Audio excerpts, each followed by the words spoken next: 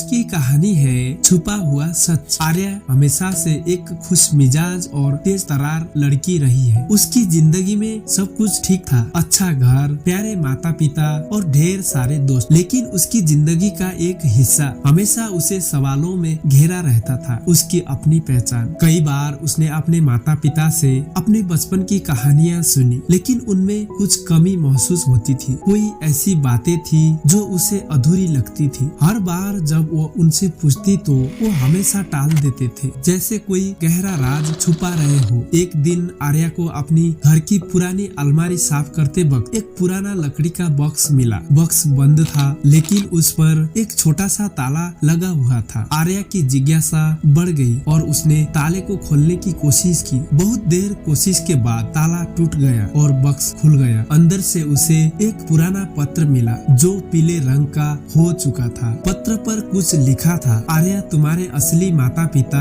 हमेशा तुमसे प्यार करते थे, लेकिन परिस्थितियां हमें दूर ले आई। एक दिन तुम्हें सब कुछ पता चल जाएगा। आर्या का दिल तेजी से धड़कने लगा। वो सदमे में थी। क्या उसके माता पिता वो नहीं है जिनके साथ वो अब तक रही है? क्या ये पत्र उसके अतीत की कोई अनकही सच्चाई को बयां कर रहा है? उसने बिना देर किए पत्र अपने माता पिता को दिखाया। उनके चेहरे का रंग उड़ गया। उसकी माँ ने कांपते हुए हाथों से आर्या को गले से लगा लिया और रोने लगी। तुम्हें यह जानने का अधिकार है, उसकी माँ ने कहा। फिर उसकी पिता ने एक गहरी सांस ली और सच्चाई सामने रखी। आर्या तुम हमारी बेटी हो, लेकिन जन्म से नहीं। तुम्हारे असली माता पिता एक भयानक दुर्घटना में मारे गए थे और हम तुम्हें गोद ले आए। हम कभी हिम्मत नहीं जुटा पाए कि तुम्हें यह सच बताए। आर्या का मन विचलित था। उसे समझ में नहीं आ रहा था कि वो क्या महसूस करे, दुख, गुस्सा या भ्रम। लेकिन उसके भीतर एक अजीब सा सुकून भी था कि अब उसे अपनी